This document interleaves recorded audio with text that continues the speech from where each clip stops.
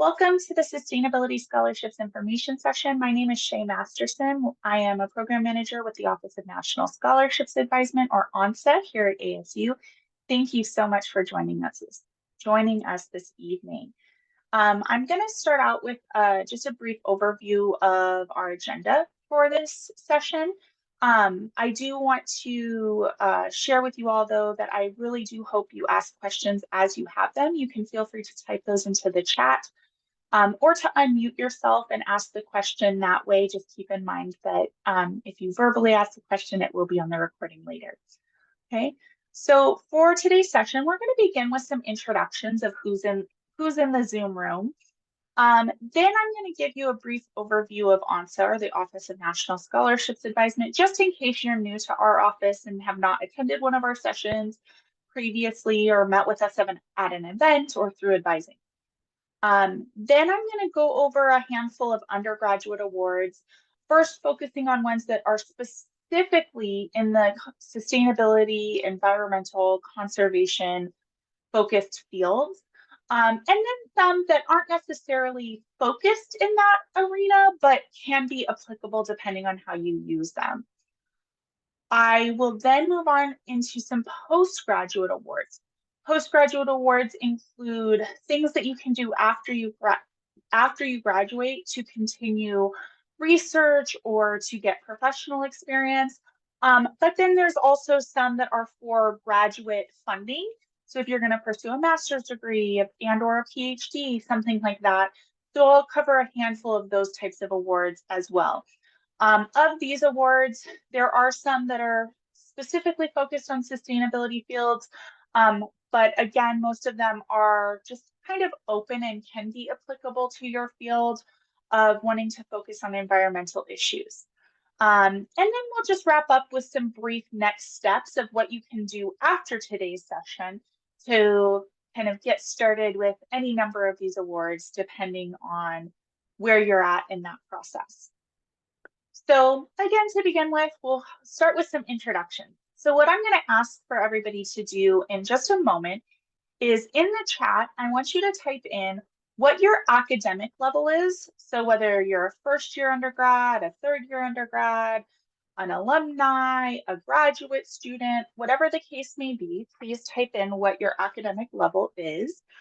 And then also share one specific piece of information, question, or concern you may have about exploring sustainability scholarships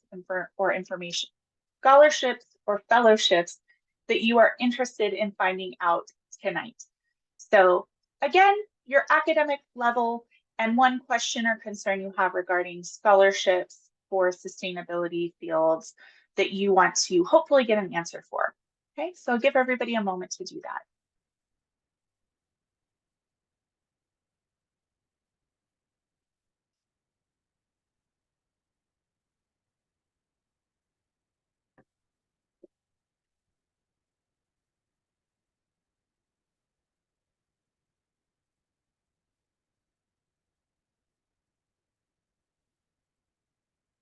Okay, so far I'm seeing second and third year undergrads mostly.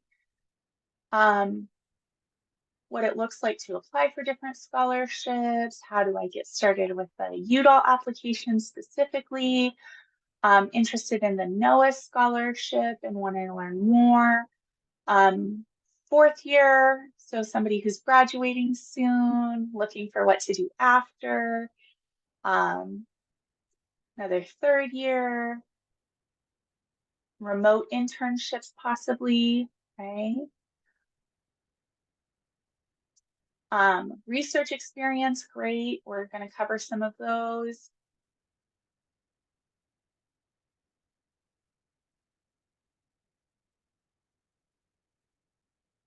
Okay.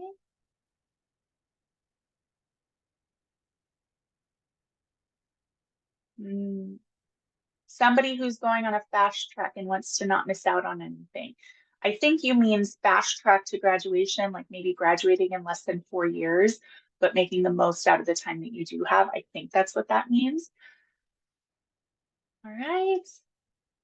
Definitely some conservation biology and ecology folks in the room.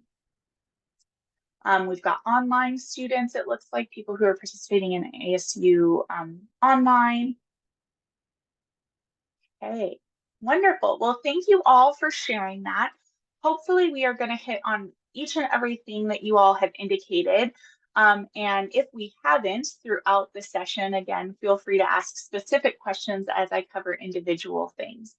Definitely going to be talking about a lot of the specific things that you all mentioned already, though. So thank you.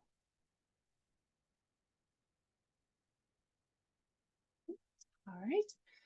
So to get us started on the information part of this evening, the Office of National Scholarship Advisement, or ONSA here at ASU, again, for those who may not be familiar with our office already, or your first familiarity with it was finding out about tonight's session.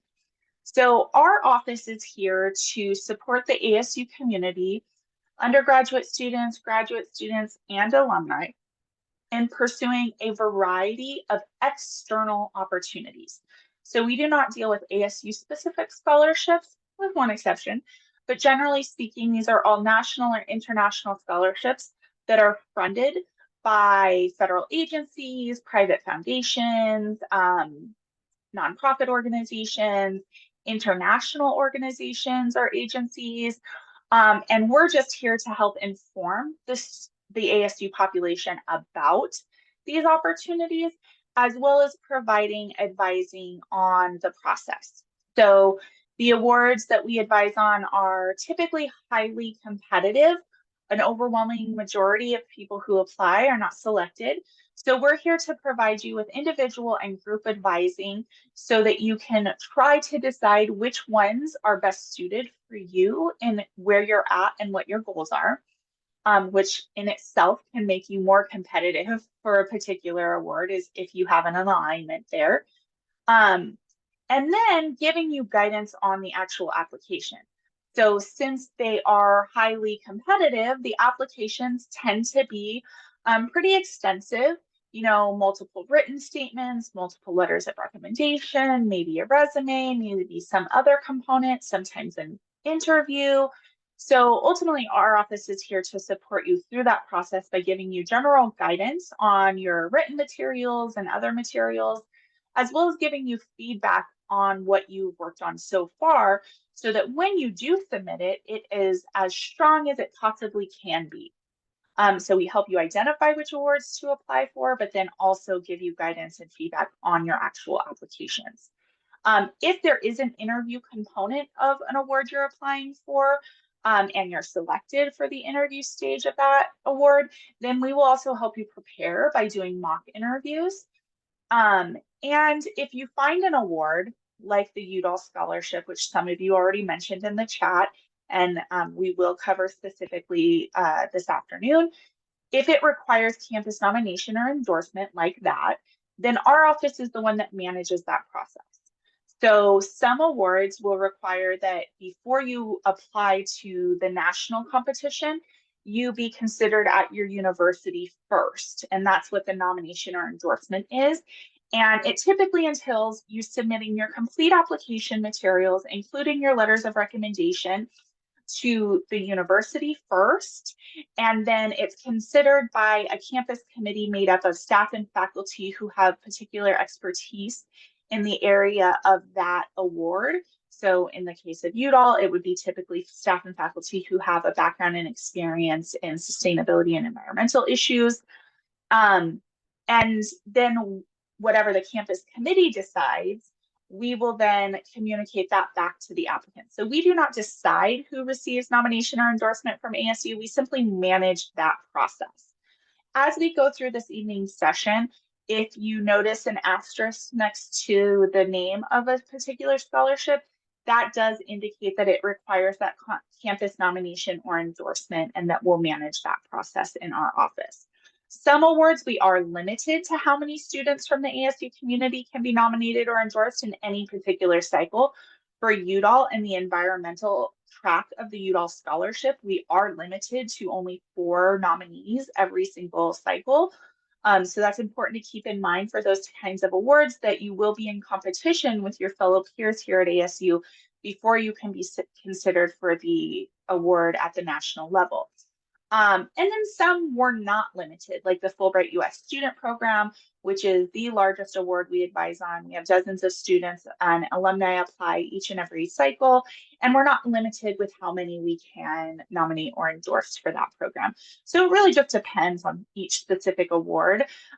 So just keep that in mind as we go through the information session, as well as if you're ever looking at our database for particular awards. And you always want to note whatever the campus deadline is, which is going to be earlier than the national deadline, usually about a month earlier, so that you can be considered for that nomination.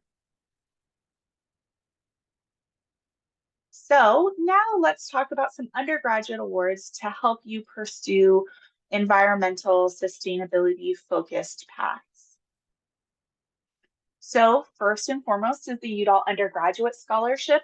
This really is the foremost environmental scholarship in the country for sustainability focused students.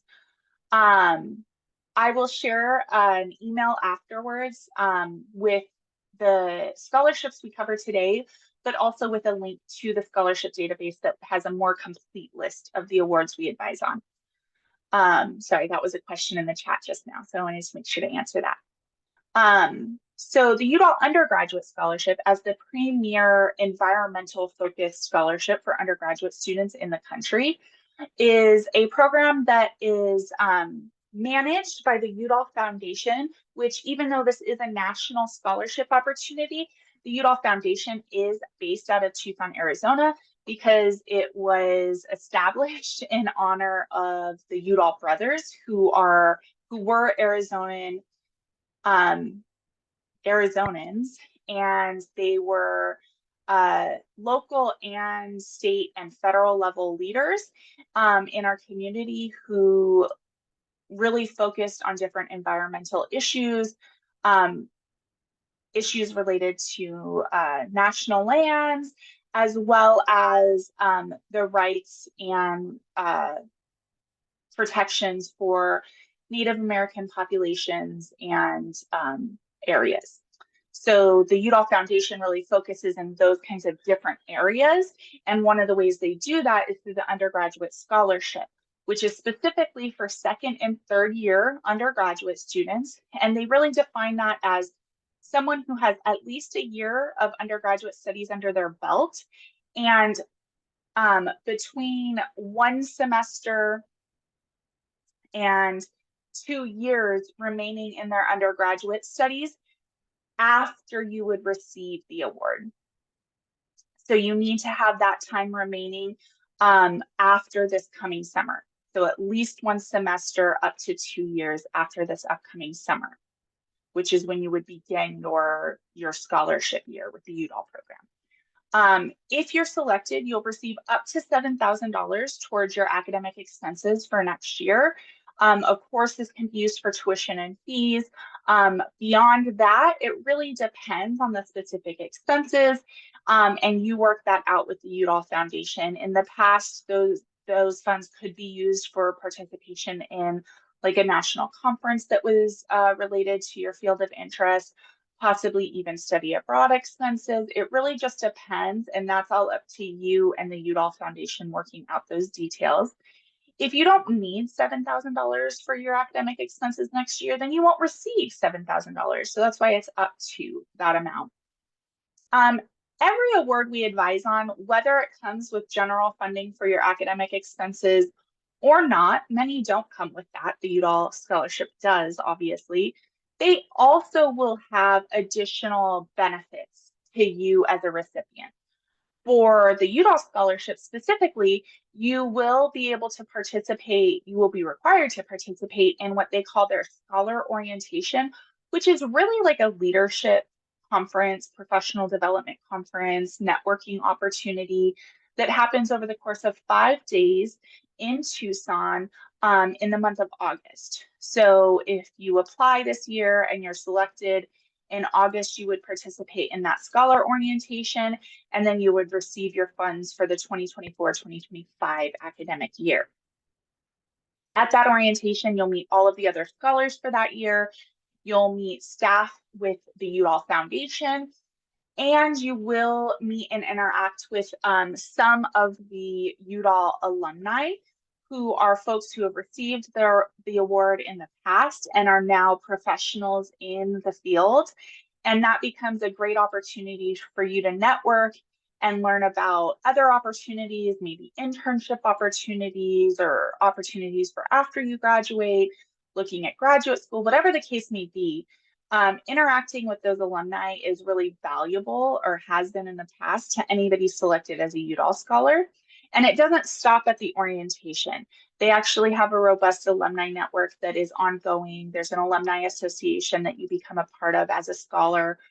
Something unique to the Udall Scholarship is, in addition to the 55 scholars that are selected every year, they also select some honorable mentions. These are folks who they recognize have also been doing really amazing things and have submitted really strong applications. However, they just didn't quite make the cut into those top 55 for whatever reason. And so as a Udall honorable mention, you will receive access to that alumni network. You just won't receive the funds and participation in the orientation.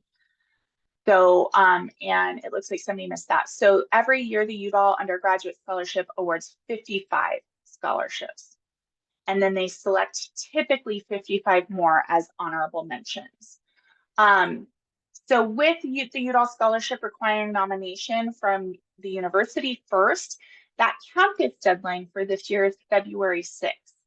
So you must meet with our office, begin your application, receive feedback from us, and submit your application, including your letters of recommendation, by February 6th to be considered by the ASU committee for endorsement. If you are one of the 4 environmental applicants to be selected for endorsement, you will then be receive feedback from the committee and have a couple more weeks to finalize your application before it gets submitted for the national deadline, which is the first week in March. So again, our campus deadlines for awards that require nomination or endorsement are typically about 1 month prior to the national deadline. And in the case of Udall, that is the situation. For the Udall Scholarship, another thing that is somewhat unique is that you do have to actually meet with our office to gain access to the application portal. So you can't even formally begin your application until you meet with an advisor in our office. And in this case, you would meet with me specifically. And I'll go over at the end how you schedule an appointment with us. So that's how you'll gain access to the application portal. And then you'll also be able to meet with me throughout the next several months as you work on your application materials and submit them. So in a nutshell, that's the Udall Undergraduate Scholarship. I am going to be covering more, so we're not going to go into too much detail right now, but I do see a question, and I want to make sure if anybody else has any questions about the Udall Scholarship specifically, please feel free to type those into the chat right now, and then I'm going to move on. So the $7,000 must be used within that academic year. So typically from about August to August. So if you were selected this year for the scholarship, you would need to use your funds sometime from August 2024 to August 2025, typically. Okay. So yes, there are other qualifications. There are for really any award we advise on. For Udall specifically, in addition to being a second or third year student, you have to be really focused on pursuing a career related to environmental issues. That career can be in policy, it can be in research, it can be with a government agency, in private industry, in academia. It doesn't really matter exactly how you want to do your career or where you want to do your career, but that you want your career to somehow be relevant to environmental issues. and having a positive effect in environmental issues.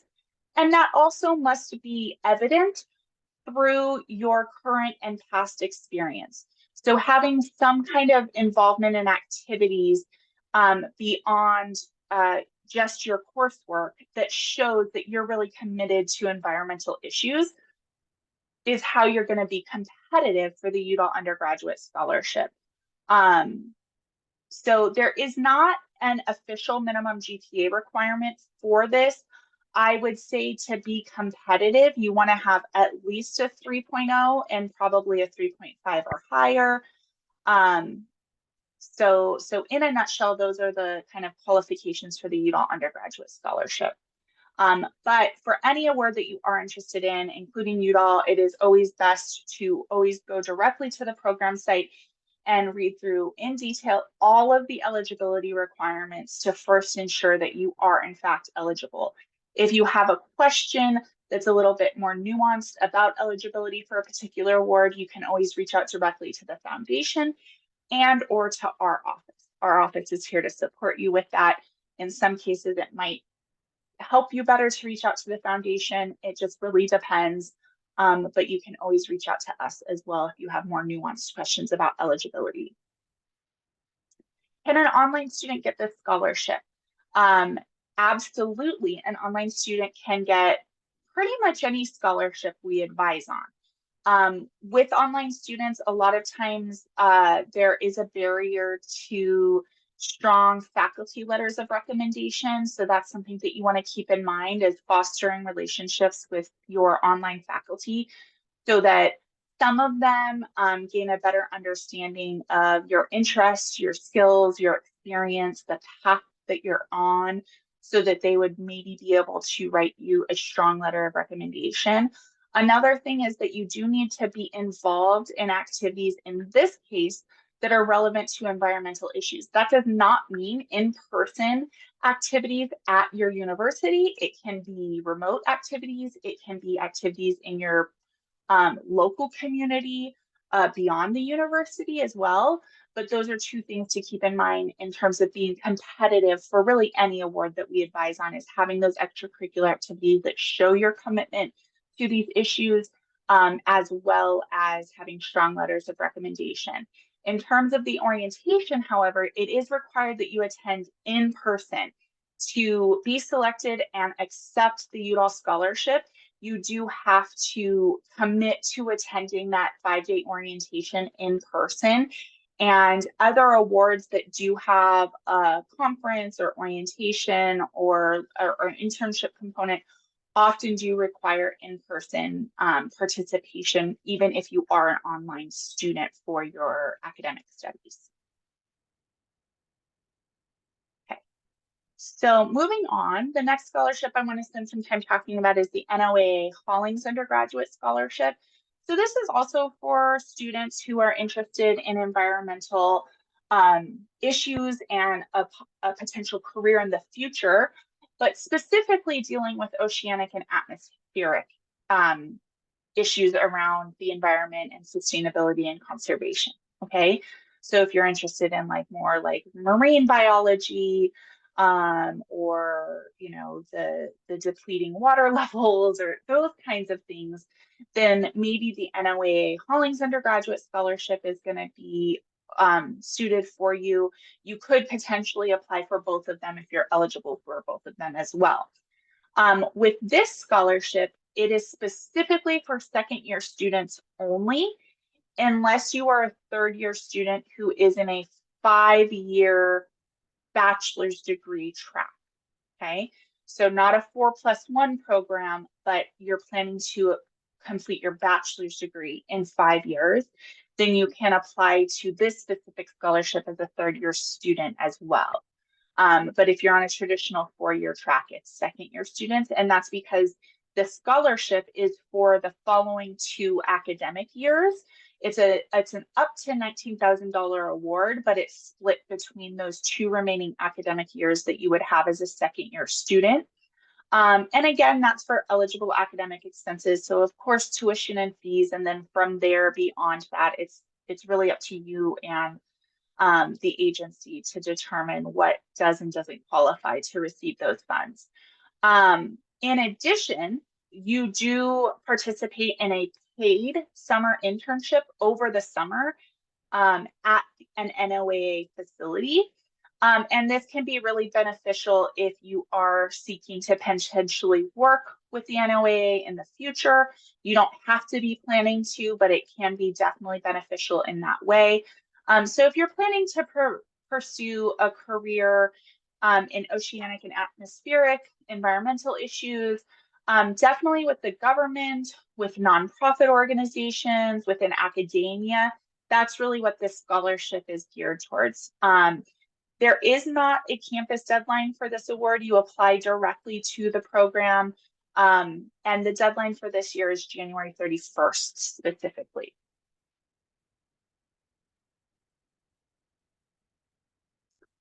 So next up, and again, I didn't see any questions pop up that time, but please continue to feel free to ask your questions in the chat as you have them. This next one is the Yale Conservation Scholars Early Leadership Initiative, or Yale ELI is what it's often called. This is open to any level of undergraduate students. So first, second, third, and or fourth year undergraduate students, as long as you have not graduated with your bachelor's degree already by the time the application is due, which is going to be, it hasn't quite opened yet, but it's typically at the end of January, beginning of February. It might be slightly off from that this year, but we should know any day now when the application opens. So if you are at any of that undergraduate level and you're interested in a paid summer internship in the environmental fields, this coming summer in one of the New England states, so typically Connecticut, Massachusetts, Rhode Island, upstate New York, generally speaking, are where the most placements take place for this internship. But if you're accepted, they will work with you to place you at an internship for the summer. You don't get complete say over where you're placed, but they do take into consideration your particular areas of interest. The exact agencies or organizations you would be placed with do vary from year to year, but you can look on their website to see examples of past placements that students have participated in. And the scholars are spread throughout New England for the summer, but they do bring all of them together throughout the summer for various professional and leadership development opportunities. So you get additional kind of support and mentorship through that program.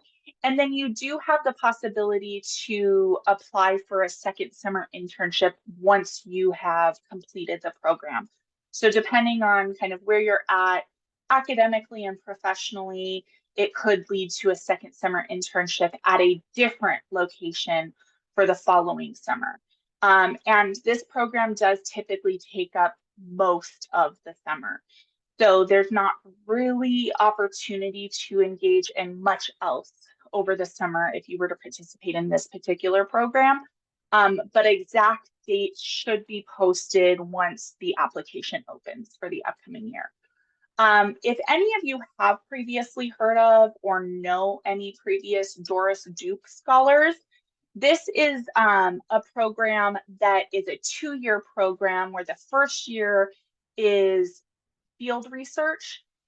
So you kind of travel and camp throughout a particular area of the United States, focusing on some kind of conservation research. And then the second summer, you do a professional internship placement.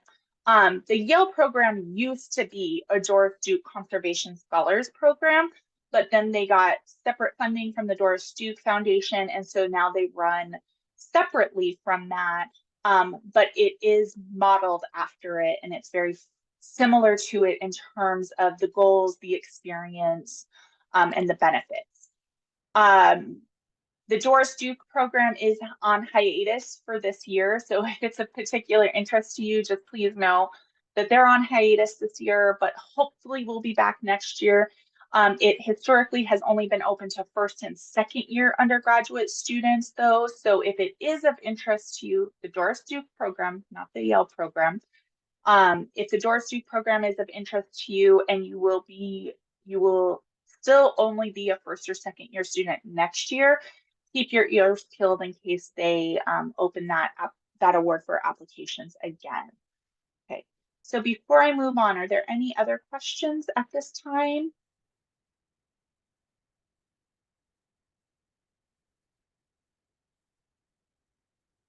Yes, I will be talking about, so again, with the agenda, I'm going to cover undergraduate awards first, and then I'm going to be talking about postgraduate awards, which are for those who are graduating or who have already graduated, depending on the specific award. And we're almost there. And again, well, I guess technically the Yale program. Actually, let me look into that a little bit more closely. Let me see if it's potential, since you're graduating in December, if the Yale program would be an option or not. I will double check that, and I'll include that information when I send out my follow-up email.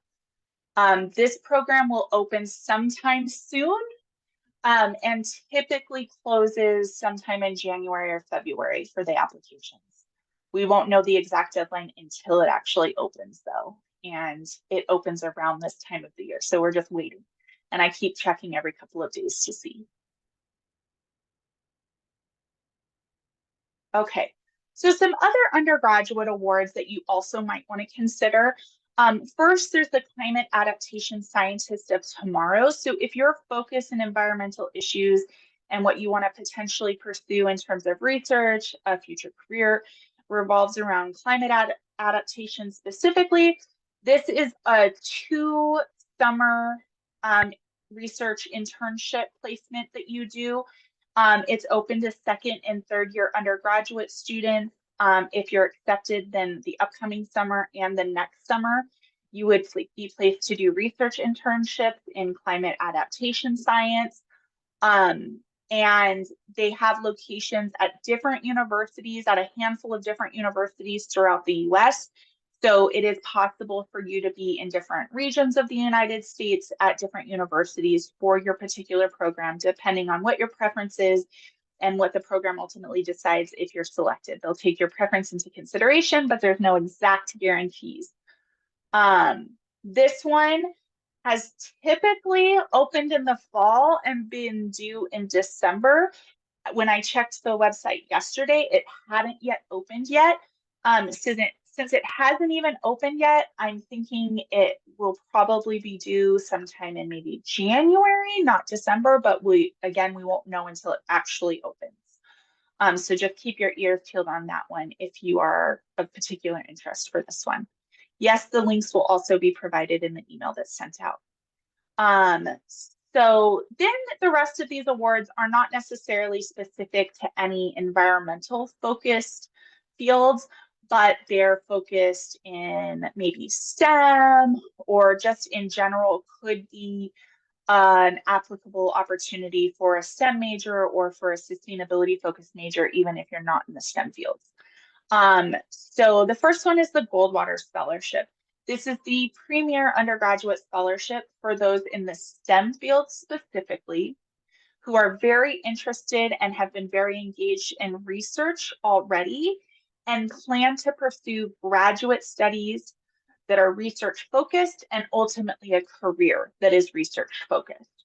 So if your interest within the environmental fields is research specific and you plan to pursue master's and or PhD as part of that path towards your research career in environmental issues, then you may want to apply for the Goldwater Scholarship.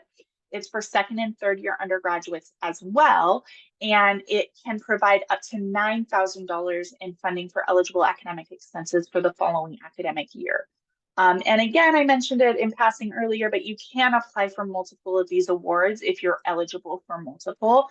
It's really a matter of what makes the most sense for you in terms of the awards that make the most sense, as well as your time, because it is going to take time on your part to dedicate to working on these applications. So just keep that in mind. You won't be able to submit the same application materials for Goldwater as you do for Udall. So it takes kind of double the energy to work on 2 applications or triple for 3 and so on. But we definitely work with students every year, every cycle, who apply for more than one award at a time, and some that just focus on one award at a time for whatever reason. All right, these next three, you don't have to be focused in a research career or pursuing graduate studies in research. You really just have to be interested in getting a research experience at this time. And if you are, any one of these three may be a good fit for you. First up is the National Science Foundation Research Experiences for undergrads or REUs, as they're commonly known. These are hundreds of labs throughout the US that are in the STEM and social sciences fields that take on paid research assistants who are undergraduate students over the summer. So they take place all over the country, and they all have a different focus in terms of what the research is doing. So it's really a matter of looking at the link that will be shared, and you can filter down the options that you might be interested in by particular field. You don't have to be in that specific major to be eligible, but filter down your areas of interest. And then for each one, you kind of have to look, because their eligibility is going to vary for each one. The application materials are going to vary for each one, and the application deadline is going to vary for each one. So I can't really answer any general question. Typically, there are experiences that are open for any level of undergraduate, including graduating seniors. However, individual experiences may only be open to second and third year students, or first, second, and third year students, or maybe second, third, and fourth year students. So it really just depends on the specific experience. So you have to do some legwork to kind of find which one or ones you want to apply for. And then once you have, we will support you with the application. The next one is similar, the German Academic Exchange Service Research Internships in Science and Engineering. However, it's really only in STEM fields, not in STEM and social sciences. And they have labs that are taking on paid research assistants who are current second or third year undergraduates for labs that are throughout Germany. However, the opportunities and the application is a little bit more streamlined. So again, it's specifically open to second and third year undergraduate students. The application is open right now.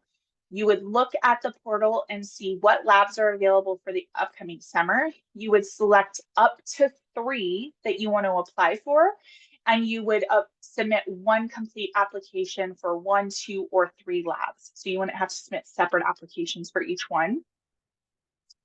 And then if you're selected, you would go to Germany for the summer, again, for pretty much the entire summer, and they would pay you a stipend while you were there. This one, again, is open already, and it will be due November 30th. So if you're interested in Dodd-Rise specifically, you would want to get started on your application pretty much immediately. The next one is the METAC's Global Link Research Internship. This is similar to NSF REUs and Dodd-Rise, except for it is research experiences in Canada specifically that are open to students who are interested in STEM and or humanities fields. This application typically opens in August, September. You look at the labs that are available for the upcoming summer, you select which one you want to apply for, and you submit your application for that lab. Then if you're selected, you'll go to Canada for the summer, and they'll pay you a stipend for that time. This is typically open to third year undergraduate students, although there is some flexibility depending on exactly when your graduation date is, when the time that you apply.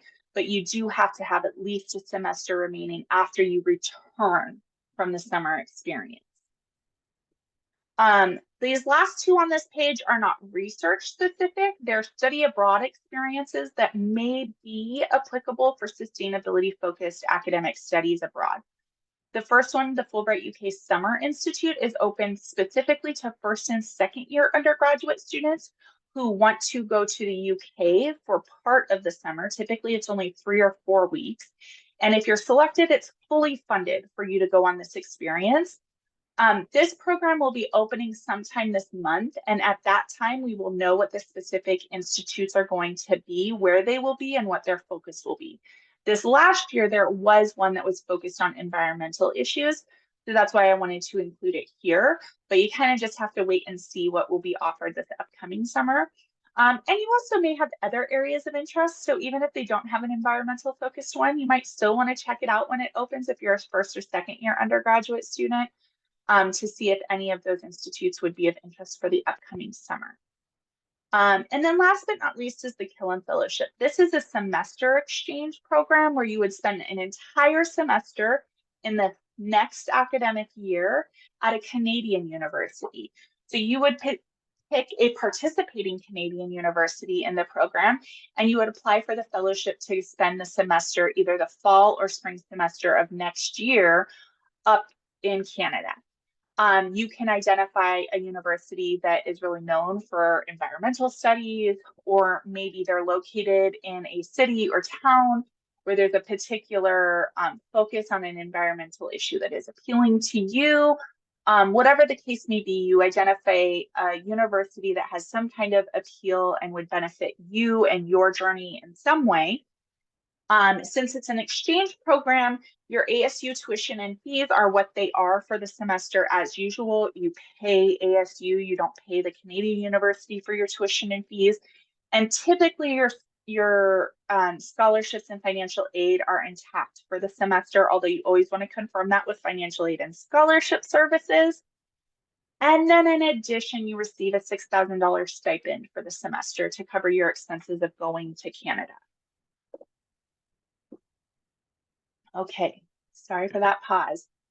So those are all of the undergraduate awards that explicitly focus on sustainability issues, and some that can be applicable to sustainability issues or topics.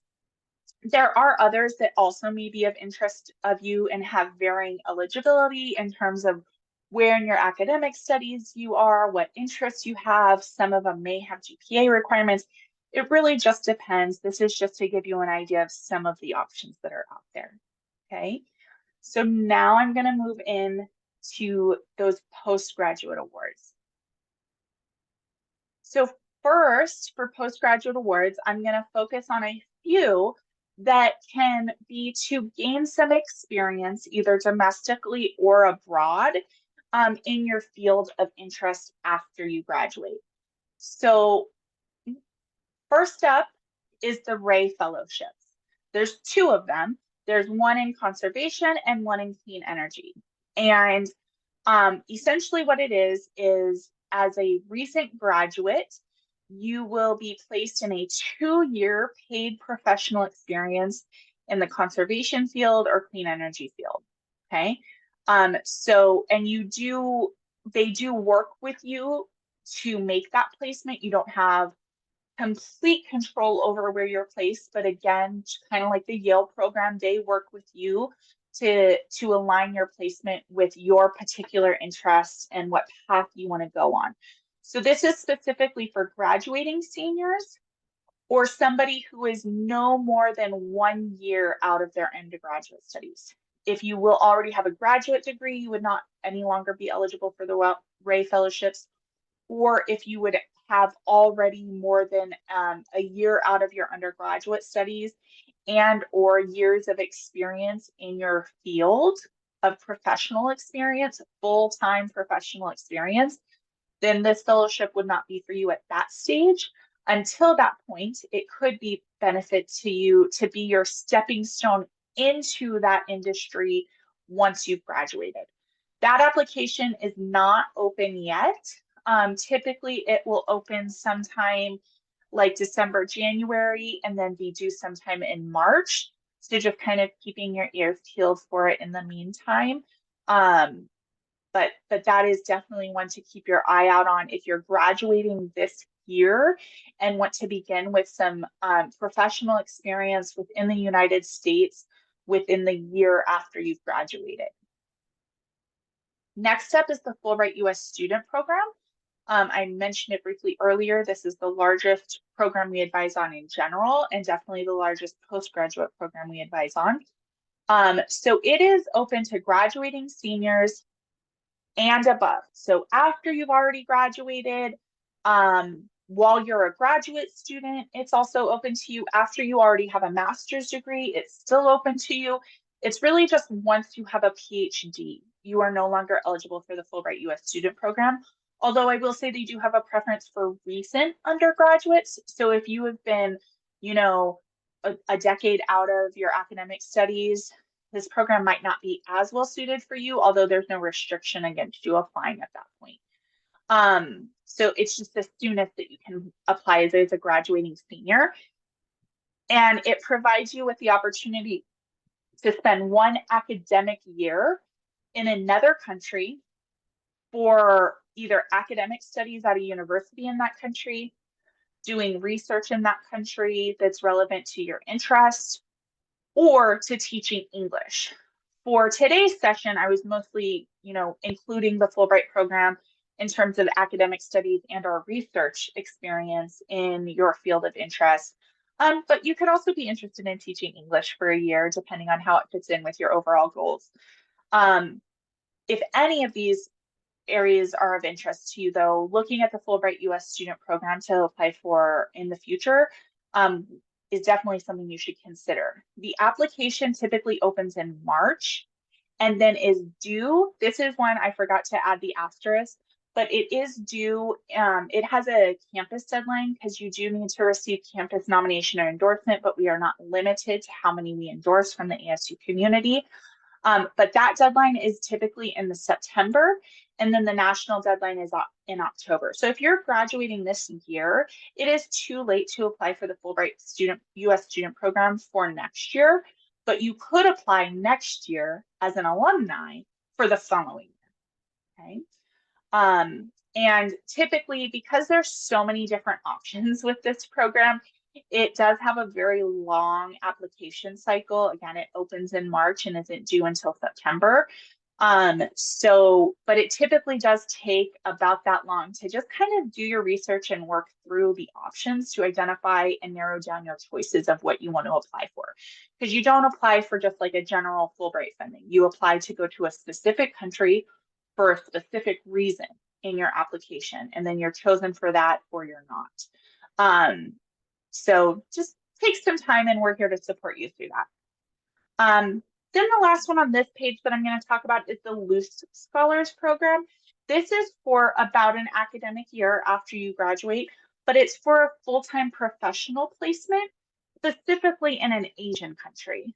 So more options with the Fulbright U.S. student program in terms of where you can go. But if you're more so looking for a professional experience in your field of interest, and going to an Asian country would be of interest and help you in some way, then maybe the Loose Scholars Program is what you want to go for.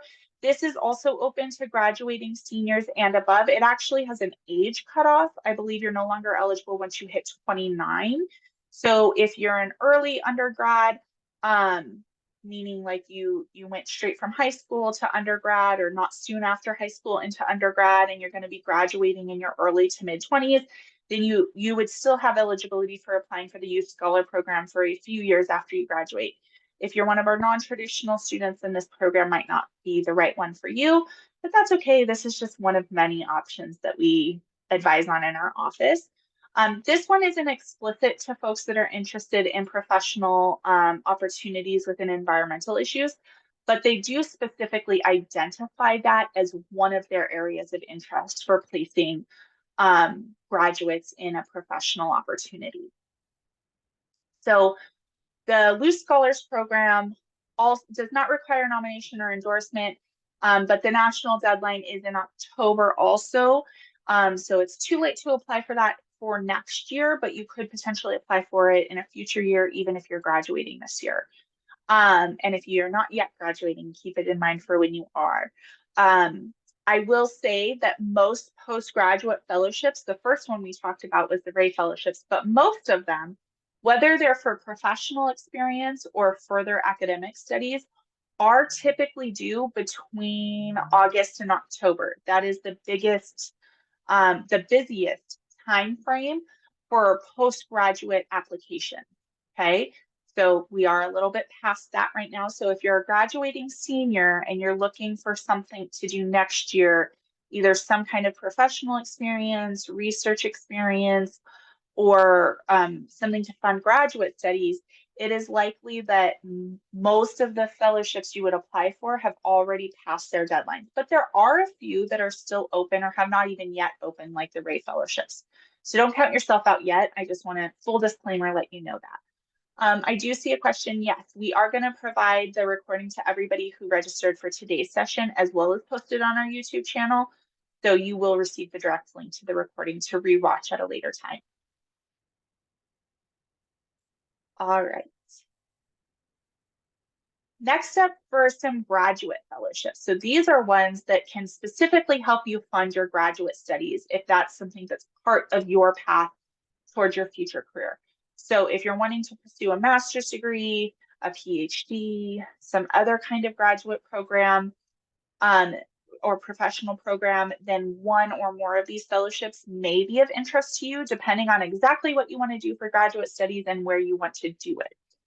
If you want to do a research-focused master's and/or PhD that's in the STEM and social sciences fields, and you want to do that within the US, then the National Science Foundation Graduate Research Fellowship Program, or NSF-GRFP, is probably the most robust and one of the most generous graduate funding options there is. You can take that funding with you to any US-based university, and it's for 3 years of funding over a 5-year period. So there's room for you to take a year off during it for dissertation work or whatever the case may be. You receive both funding towards your direct academic expenses, tuition and fees for that program, and then you also receive a living stipend for each year. This one has different exact deadlines depending on your specific field that you're applying for graduate studies in. But generally the applications are all due in October. It's open to graduating seniors, undergraduate alumni, and graduate students that are within their first year of graduate studies. And if you're in that range at any point, you could potentially apply for the NSF-GRFP to begin the following year. Then there's the Quad Fellowship, which is for any master's, graduate, or master's or PhD program in a STEM field, if you're going to pursue graduate studies in the US specifically, and it provides up to $50,000 of funding towards your graduate studies. So not as much funding as NSF-GRFP, but it's still quite a bit of money that you can use. And then they also provide additional professional development, leadership development to their fellows throughout the course of the program. Then the Sandvid Scholars Program is like the Quad Fellowship. It's kind of a leadership and professional development program along with the funding. However, it's not explicit to STEM fields. So you could be studying really any field and pursuing pretty much any graduate level or professional degree within the US, and the Sandvid Scholars Program will provide you with up to $100,000 in funding towards that graduate degree. If you want to study in the UK specifically, for some reason, for instance, you see Katie Sue Pescavus on the screen right now. She was a previous Goldwater and Udall Scholar because she was one of those environmental focused students who was in the STEM fields and specifically wants to pursue research. So she applied for and received both of those awards in the same year. And she's now a current Marshall Scholar studying in the UK. So her particular area of interest within environmental issues is water and sanitation. And she's been doing a lot of research and continues to do research in those fields. And the graduate degree that she wanted to pursue within that field, there's only 2 of them in the world. And one of them is at a university in the UK. So to continue on her path towards making an impact, a significant impact in water and sanitation issues, really pursuing one of those 2 graduate programs was going to be of best interest to her. and she was successfully selected as a Marshall Scholar to do graduate studies in the UK. Depending on what you want to study and where you want to study it in the UK will determine which of these awards you may want to apply for. The Rhodes Scholarship is for any graduate degree at Oxford University. Marshall is for graduate degrees at any UK-based university. Mitchell is for graduate degrees at any Irish university. All three of those do require campus nomination or endorsement, and that campus deadline is typically in August. So it's our earliest deadline of the academic year. So keep that in mind if and when the time comes for that. Also, getting started with those applications in the late spring, like the Fulbright program, is ideal because of when the deadline is. Gates Cambridge is if you want to pursue any graduate degree at Cambridge University specifically. This one does not require campus nomination or endorsement. The national deadline is typically in October. And then finally, if you want to pursue a one-year STEM graduate degree, then Churchill is a scholarship that you can apply for to go to the UK. And it does require nomination or endorsement as well. And this one, we're not so much limited with Rhodes, Marshall, and Mitchell. We technically are, but we don't reach that threshold typically. With Churchill, we are limited to only 2 nominees though. So you would be in competition with your ASU peers, like with Goldwater, like with Udall, in the application process before you could be considered for the actual scholarship. So again, here are just some of the graduate fellowships that may be of interest to you. Quad and SAMBID are the only 2 on this list that have not had application deadlines yet. Those are typically in the spring. There are a handful of others that are also due in early to mid-spring. But again, if you're wanting to pursue a graduate fellowship for next year, most of those deadlines have passed at this point. So just some next steps to keep in mind depending on where you're at in terms of considering these options. I want you to first and foremost focus on what your objective is. What is the goal that you're trying to achieve through a potential scholarship or fellowship? And what are your ultimate goals? What are things that you want to pursue in the future? Even if you don't have your exact career outlined, that's totally okay. But if you have an idea of the kind of issues you want to work on, maybe you know you want to do research, but you're not sure exactly if you want to do research in industry, research with the government, research in academia. Maybe you know you want to work at, in environmental issues with a private corporation. Maybe you want to pursue environmental law, but you're not exactly sure how. But you have some idea of the kind of focus that you may want to go on. Focus on that first and foremost. Review the database that I'm going to share with you after today's session. I won't share it with you immediately. I've got to wait a little bit for the recording to get posted. But hopefully by the end of the week, I'll share the recording as well as our database link and all of the direct links that we talked about today.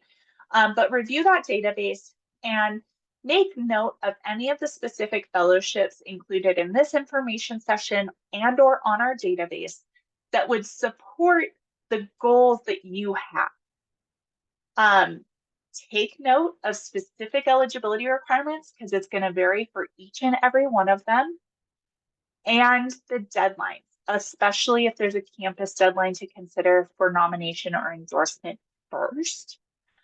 And oftentimes we get the question, well, should I apply for this? Am I a good candidate? Would I be competitive? A good way to start to think about that for a particular award is to maybe read some of the scholar profiles for that. They often list the current and past scholars that have been selected for particular awards on their website. And so reading some of the profiles with a special attention to the things that they have done, the things that they have accomplished, the things that they are setting out to accomplish in the future. Focus on that when you read those profiles to help yourself to start to determine, is this an award that I want to apply for? Maybe it's something that you're setting your sights on for the future, and it can also give you ideas of things that you may want to do between now and then to set yourself up for being successful and competitive in that application. Okay. So just in general next steps. if you go to our website, onsa.asu.edu, which if you received a direct email about today's session, our general link, onsa.asu.edu, was on that email. But if you go to our main page, this is the screen that you're going to see. And that top left arrow right here is the scholarship database. Again, in the email that I send as a follow-up later this week, I will include that direct link to the scholarship database.